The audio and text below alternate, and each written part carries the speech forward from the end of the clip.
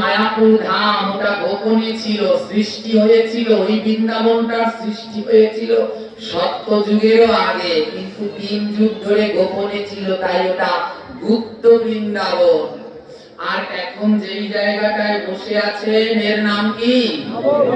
নব বৃন্দাবন। নব শব্দের অর্থ নতুন। এই যে নতুন হয়েছে, আবার কিছুক্ষণের মধ্যেই কাউকে খুঁজেও পাবেন না। নব বৃন্দাবন বলে এই বৃন্দাবনে আসলে কোনোদিন একা একা আসবে না। এই বৃন্দাবনে আসলে সঙ্গে করে কাউকে না কাউকে অবশ্যই নিয়ে আসবে। হ্যাঁ, কাউকে না কাউকে অবশ্যই নিয়ে আসবে। তো অনেকে মনে করতে পারেন বাবা নইলে কিন্তু কোনো কাজ হবে না, ভাগবত পাঠে একা আসলে কোনো কাজ হবে না, কাউকে না কাউকে অবশ্যই সঙ্গে করে আনতে হবে। অনেকে মনে মনে ভাবতে পারেন তাহলে যারা ছেলে মেয়ে বিয়ে হয়ে গেছে তারা মনে মনে ভাবছেন আমার বেয়াই বেয়ান অনেক ভক্ত খবর দেব ভাগবত পাঠ।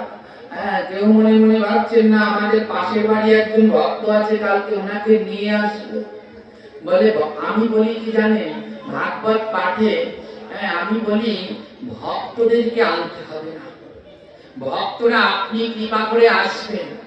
ভাগবত পাঠে আনবেন যারা এই মুহূর্তে ঈশ্বর জলসায় বসে আছে, রাধে রাধে জীবনায় বসে আছে, ওদের টেনে ধরে নিয়ে আসবেন। যে বাবারা এই মুহূর্তে গ্রাম খেলছে, তাস খেলছে, কি বলে মেসেঞ্জার, তার দোকানে ফ্রি ফায়ার, তো ওইগুলো যারা খেলছে ওদেরকে টেনে টেনে নিয়ে আসবে। সাধুদের কি আনবেন? সাধুরা তো সাধু হয়েই গেছে, আনতে হবে অসাধু। বলে তাদেরকে যদি সাধু করতে পারো তাহলে তোমার জীবনটা ধন্য। মহাপ্রভু বলছে ভারত ভূমিতে জন্মে পরের উপকার করতে হয়। পরের উপকার কি? এক বস্তা চাল দেবেন, ডাল দেবেন, কাপড় চোপড় দেবেন, এটা বড় উপকার। হ্যাঁ, এটা বড় উপকার, তবে এটা এহকালের। পরকালের বড় উপকার তাকে যদি ভক্তি পথ দেখাতে পারেন, সৎ মার্গ দেখাতে পারেন, যার গলায় মালা নেই তাকে যদি মালা পরাতে পারেন, যে মালা জপ করে না তাকে যদি জপ করাতে পারেন, যে তিলক করে না তাকে যদি তিলক করাতে পারেন, কাউকে যদি প্রসাদ ভোজি তৈরি করতে পারেন, তাহলে সেটা হলো পর উপকার। সেটা এইখানে নয়, সেটা ওই পারে। এই পর উপকারটা আমাদের খুব দরকার। তাই ভাগবতে কোনো সময় একা যেতে নেই, অমন করে 2-1 জনকে ধরে ধরে নিয়ে আসবেন। এই দুদিন আমাদের বরিশালে যেখানে পাঠ ছিল, প্রথম দিন এমনই একটা পাঠ করেছি, পরের দিন কি হয়েছে জানেন? এক ভক্ত 16টা অটো ভাড়া করে তার গ্রামের 16টা অটো ভাড়া করেছে সে। গ্রামের সবাইকে নিয়ে এসেছে, চলো পাঠে চলো, কারো ভাড়া লাগবে না, অটো ভাড়া আমার। তো এসে বলছে বাবা 16 অটো আনছি। আমি প্রথম বুঝলাম না, পরে বলছি 16 অটো আনছি মানে? বলে 16টা অটো করে নিয়ে এসেছি আজ। এমনই দরকার। এবং কি আশ্চর্য জানেন, সেই যে 16টা অটো করে যে কয়জন ভক্ত এনেছে তার ভিতরে 2 জন জিজ্ঞেস করে দেখুন, এই যে আপনাদের এই এলাকার সন্তান রুদ্র এখন আমাদের সাথেই থাকে, তো ওদের ভিতরে 2 জন আছে, তো 2 জনে বলছে আমার কাছে নাম নিবে, মালা নিবে। এবার ও তো খুব রাগ হয়ে গেছে, টাকার মাছ খাওয়া গাছ খাওয়া সব আসে, সবাইকে নাম দেয়, এই করে সেই করে, খুব তাদের উপরে রাগ হয়ে গেছে। কিন্তু ভগবানের এমন কৃপা জানেন, সেই 2 জন যখন আসলো, এসে 2 ভাই এসে বলছে বাবা আজ থেকে আমরা প্রসাদ বুঝি হব, আর কোনদিন এটা শোনার পরে ও 1 ঘন্টা কান্না করেছে। 1 ঘন্টা কান্না করেছে। একটু আগে মানে ও বলছে আমি মানুষ চিনতে পারিনি, আদৌ কার কোন সময় মনের পরিবর্তন হয় আমরা কেউ। এটাই হলো পরোপকার। আমি সেই লোকটাকে ফোন করেছি, তোমার 16 অটো কাজে লেগেছে, আর আমি এখন থেকে ওকে বলবো 16 অটো, নাম দেবো 16 অটো। তো তো কাজে লেগেছে, দেখুন দুইজন প্রসাদী হয়ে গেছে। বলে এইটাই হলো পরম উপকার। এক ভক্ত কথা শ্রবণ করুন। পুরাকালে এক পরম ভক্ত ছিল। হ্যাঁ, সেই পরম ভক্ত সে কি করে ভক্তের কাজ কি, বলে আরেকজনকে ভক্ত তৈরি করাই হলো ভক্তের কাজ। ভক্তের কাজ সব লোটাবাটি গুটিয়ে বৃন্দাবনে বসে থাকতো কোনো কামে না। সেটা নিজের জন্য হতে পারে, তাহলে স্বার্থপরতা হবে। অন্যকেও ভক্তি পদ দেখাতে হবে। কত কত রয়েছে, হ্যাঁ, আপনারা কল্পনা করতে পারবেন না। আমি আপনাদের এইসব এলাকায় বেশি পাঠ করতে আসি না। আমি বেশিরভাগ পাঠ করি আমার দক্ষিণ অঞ্চলে। আপনারা জানেন না, চিন্তা করতে পারবেন না, আমাদের দক্ষিণ অঞ্চলে এমন সব চর আছে, চর, নদীর চর, হ্যাঁ, ওই সব চর এলাকাগুলোতে এমন সব এলাকা আছে যেখানে এখনো জানে না যে বৃন্দাজিকে পুজো করতে হয়। হ্যাঁ, তারা বলে যে এই গাছে জল দেয়, এমন তাদের ধারণা। তুলসী গাছে জল দিতে হয় তা তারা জানে না।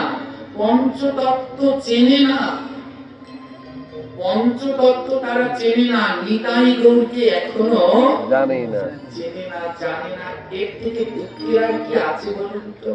হ্যাঁ, চলে যাওয়া যায় বৃন্দাবনে, নবদ্বীপে বসে ভজন করা যায়, কিন্তু কৈফত ভগবানকে দিতে হবে যে ওখানে তো কতজন পড়ে রইল, তাদেরকে তো গৌরীর কথা জানানো হলো না।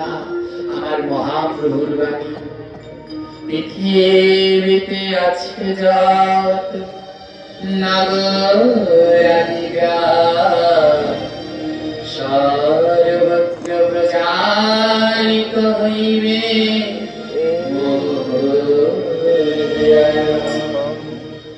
মহাপ্রভু বলছেন নগর গ্রাম সব জায়গায় প্রচারিত হবে প্রভুর নাম।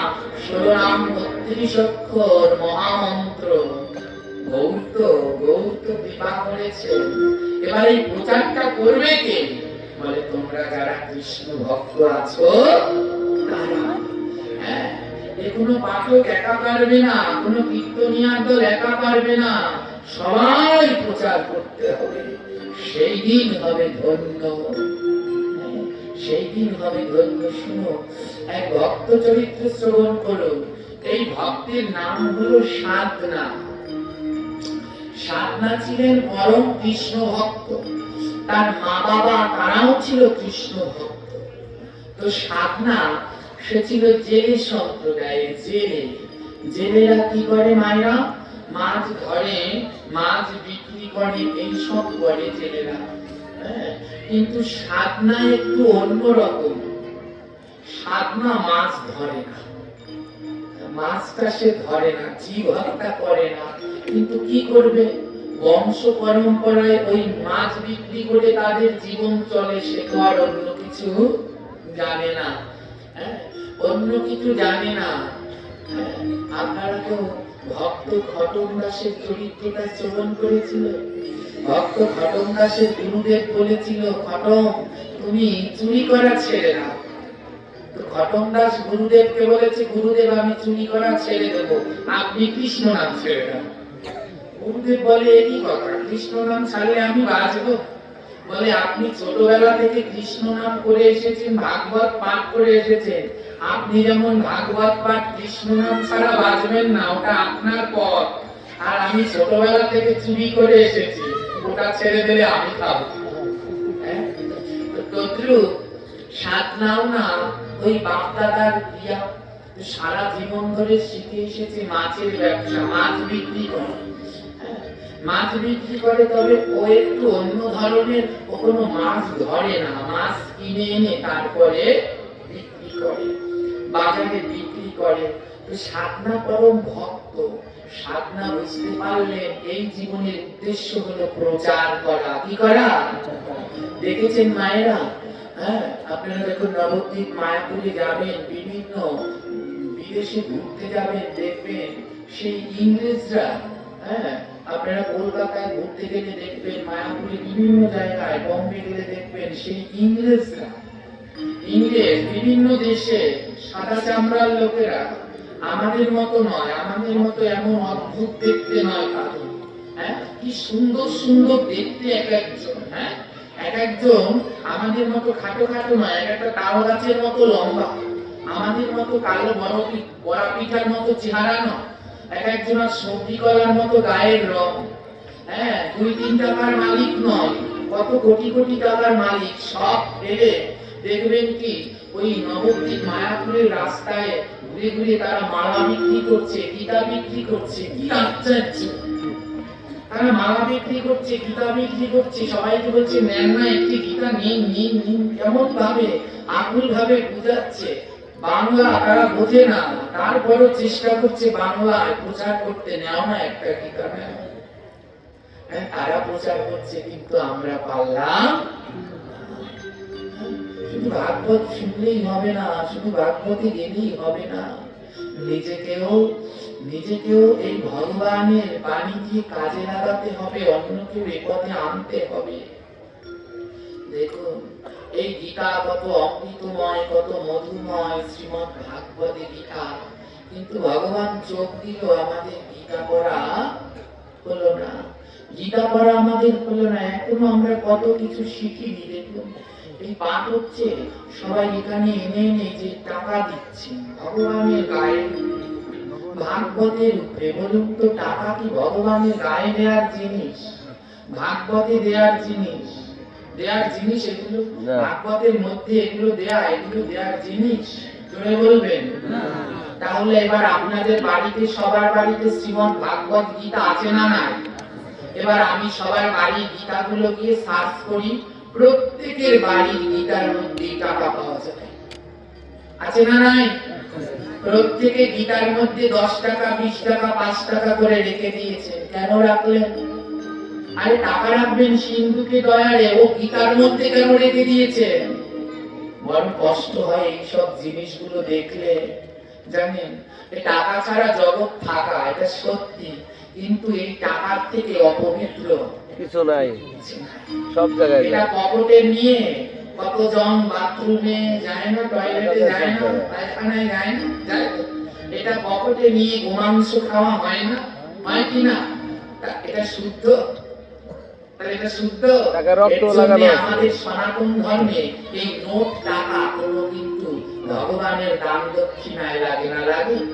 আপনার বাড়িতে যখন দুর্গা পুজো, কালী পুজো বা যে কোনো পুজো হলো, তখন ওই ঠাকুর মশাই দক্ষিণা করবার জন্য একটা টাকা চাইবে না? তখন কি এই নোটটা দিলে হবে? তখন কি দেওয়া হবে? কয়েন, ওই কাঁচা টাকাটা দেওয়া হয়, ওই মুদ্রা। ওটা প্রাচীন থেকে ছিল, ওটাকে যদিও অপবিত্র হয় ধুই আবার শুদ্ধ করে নেওয়া হয়। তাই খুব সাবধান থাকবেন, এইগুলো ভগবানের গায়ের উপরে এমন দেওয়ার বিষয়বস্তু নয়। আর আমার নিচে ওটা কি ঠাকুর রয়েছে আমি দেখিনি, এখন দেখতে পাচ্ছি। এই একটা পাপ করেছেন, মহাপাপ। আমার মতো ওষুধটাকে উঠিয়েছেন এইখানে, আর ভগবানকে রেখে দিয়েছেন ওইখানে।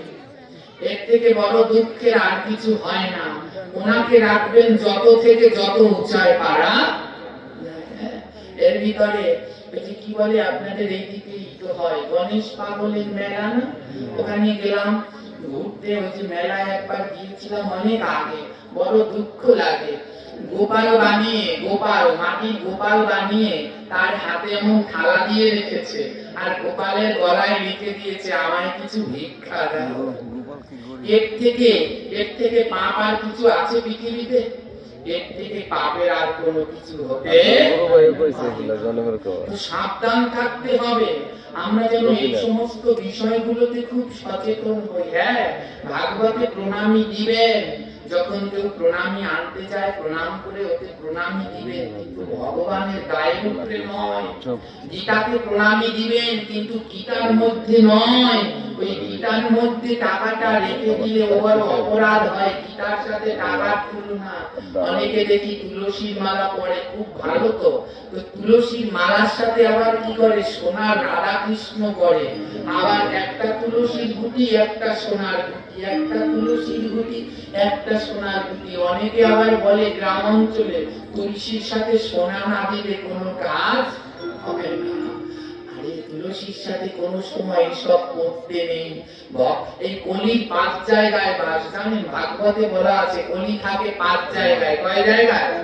তার ভিতরে একটা হলো স্বর্ণ, তার ভিতরে একটা হলো কি?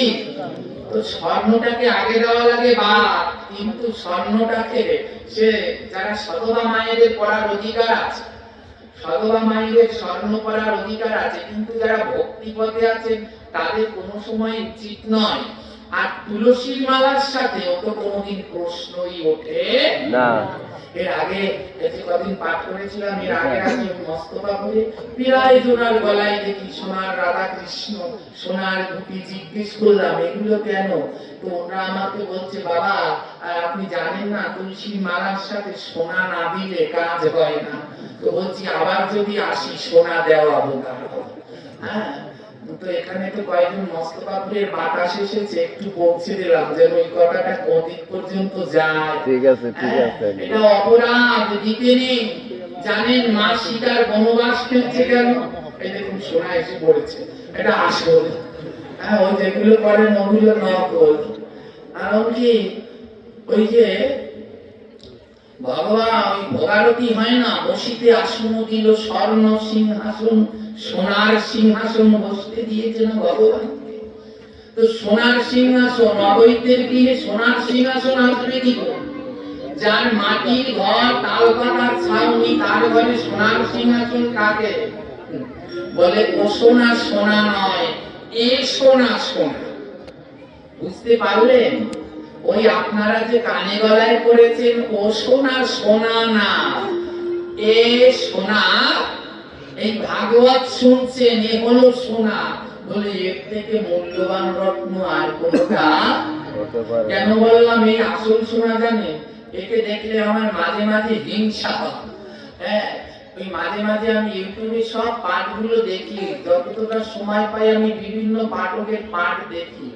আর যেইখানেই পাঠ আছে এ বেটা সবার সামনে আছে, তার খুব হিংসা হয় যে কত এর ভাগ্য যে একটা দোকানে রয়েছে, কর্মরত অবস্থায় চাকরি করে, সারাটা দিন খেটে আমরা পারলে গিয়ে ল্যাপটপ বলে ঘুমাতাম, সে মোটর সাইকেল নিয়ে চলে আসে একটু সাধু সঙ্গে আসা, একটু ভক্তের চরণ ধুলির আশা। কোনো কিছু তাকে বাধা যায় না, কোনো কিছু তাকে বাঁধতে পারে না, ছুটে চলে আসে সব জায়গাটাতে। যার যার পাঠ এই অঞ্চলগুলোতে হয়, একে কেউ বাঁধতে পারে না, চলে আসে। আর কি তার আনন্দ, কোনো ক্লান্তি নেই, সারাদিন খেটে পাঠের পরেও তারপরে কি উদ্দণ্ড তার নৃত্য। যখন তার নৃত্য দেখি আমার মনে হয় অন্তরের ভিতরে নিতাই গৌর বোধহয় নৃত্য করছে।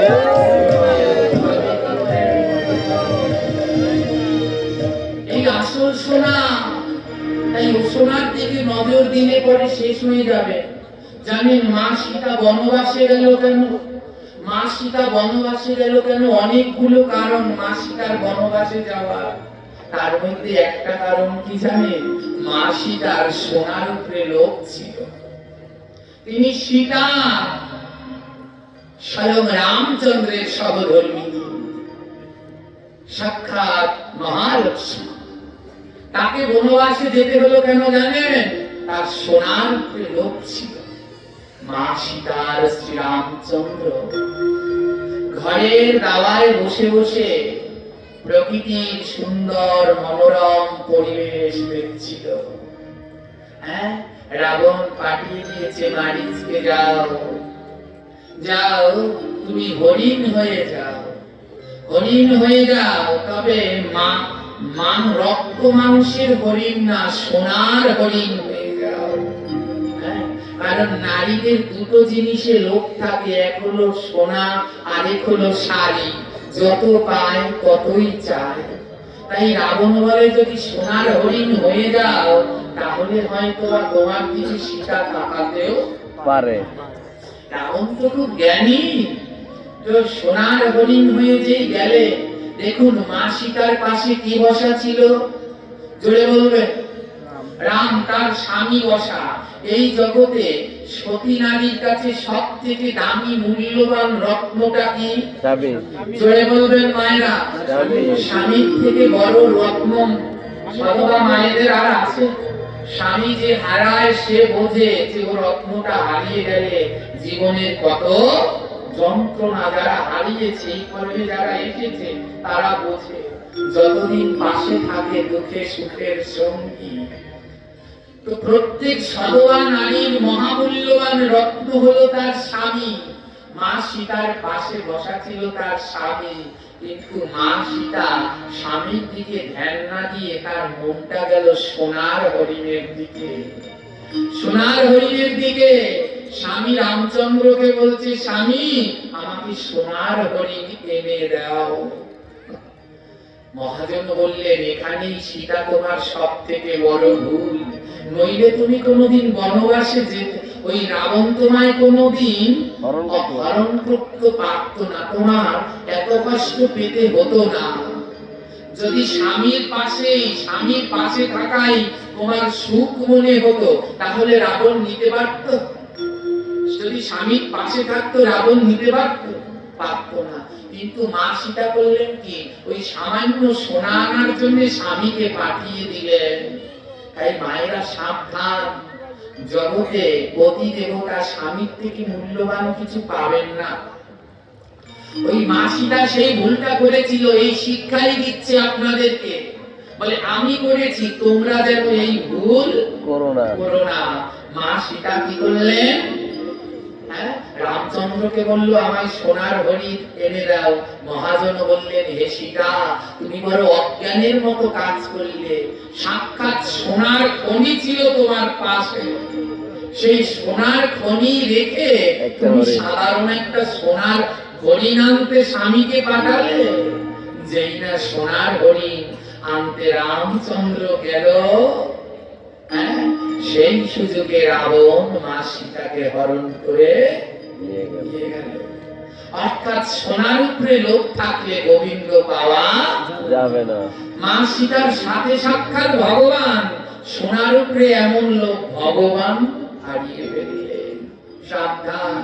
তাই কোন সময় মালার সাথে যেন অন্য কিছু তুলনা করবেন না। তুলসীর মালার থেকে বড় রত্ন আর কিছু হতে পারে না।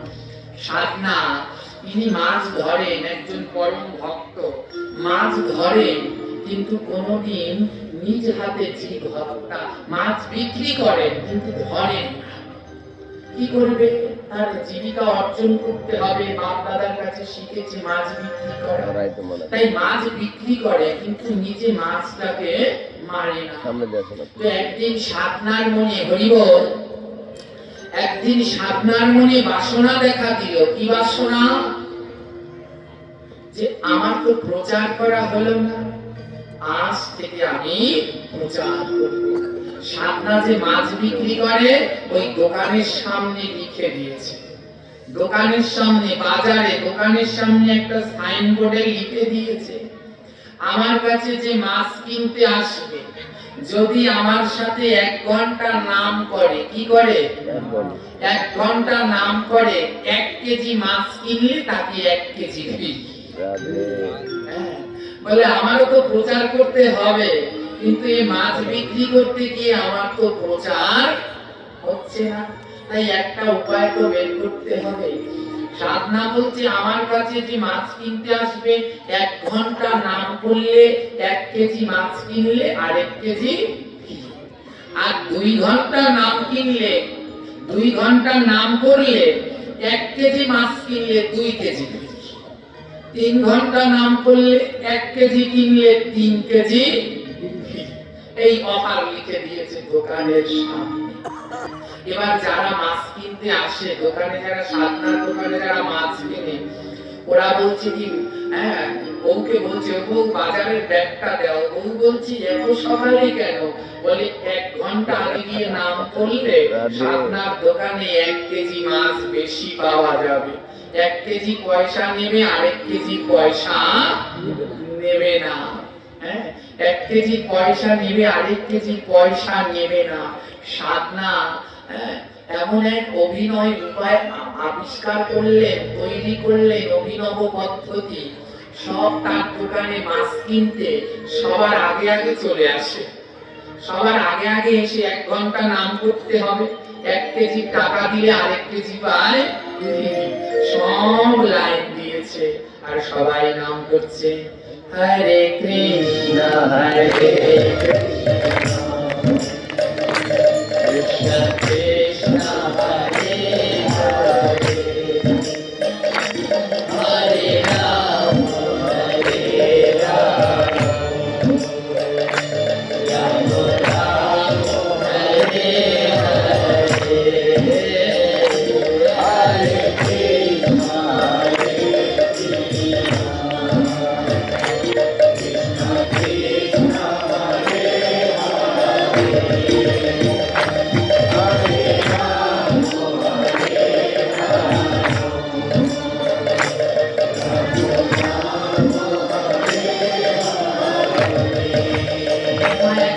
করলে কয় কেজি ফ্রি? 1 KG free. সাধনার দোকানে সবাই লাইন দিয়ে দাঁড়িয়েছে। সাধনা আবার ঘুরে ঘুরে দেখে কে কে নাম করে আবার কে কে করে না। বলে লাইনে দাঁড়ালে হবে না, নাম কিন্তু করতে হবে। তো শুধু ভাগবতে এসে বসে থাকলে হবে না, শুধু শুনলে হবে না, মুখে নাম করতে হবে। এই যে আপনারা সব লাইনে দাঁড়িয়েছেন মায়েরা, সবাই কিসে দাঁড়িয়েছেন? কি কিনতে? মাছ কিনতে।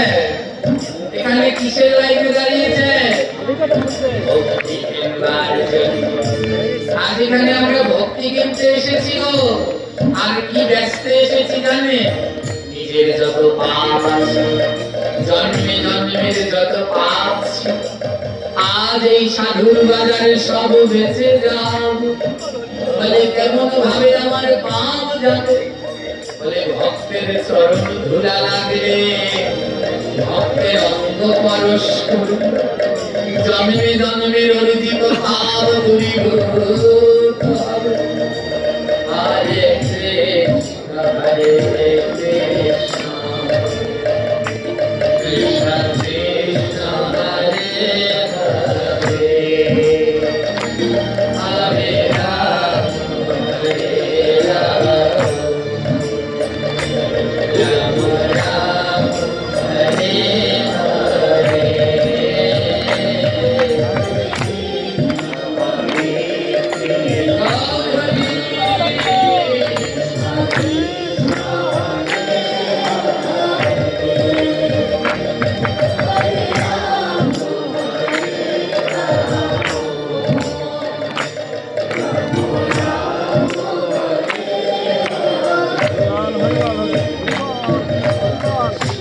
যারা মাছ কিনতে এসেছে 1 ঘন্টা ধরে নাম করেছে, আর সাতটা সবাইকে 1 কেজি মাছের সাথে আরেক কেজি ফ্রি। ওই লোকেরা সবাই মাছ নিয়ে বাড়ি গেছে। পরের দিন বউকে বলছে, বউ আজ আরো সকালে যাবো।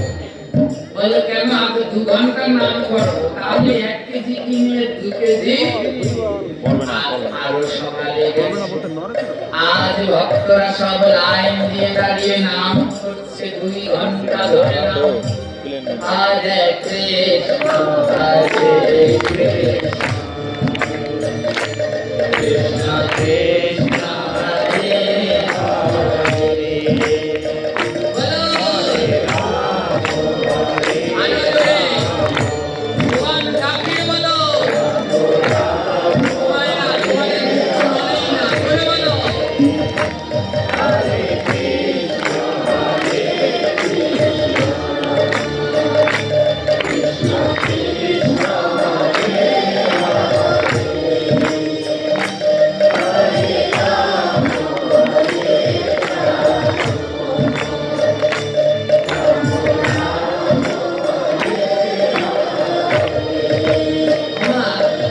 আপনারা তো ঝগড়া করেছেন, ঝগড়া মানে পাশের বাড়ির সাথে ঝগড়া।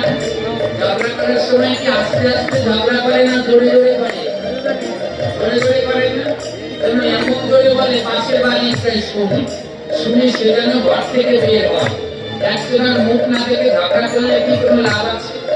তাই এমন জোরে জোরে ওই ঝগড়া করে যেন উনি ঘর থেকে বের হয়, ওনার মুখটা দেখা যায়। আজ মনে করেন না ভগবানের সাথে ঝগড়া লেগেছে, তাই এত জোরে জোরে নাম করুন, ভগবান যেন তার গোলক ছেড়ে এখানে বেরিয়ে আসে।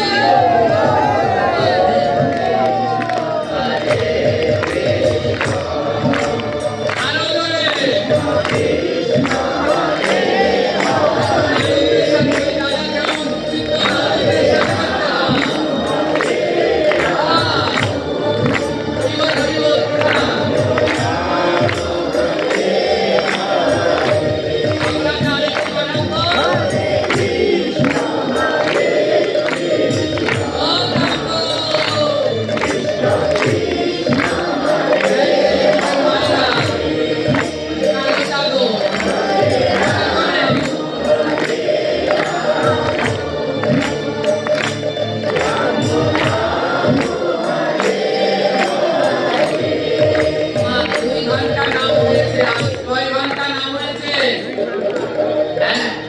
লোকগুলো বাড়ি চলে গেছে, বাড়ি চলে গিয়ে পরের দিন বলছে নিশান্ত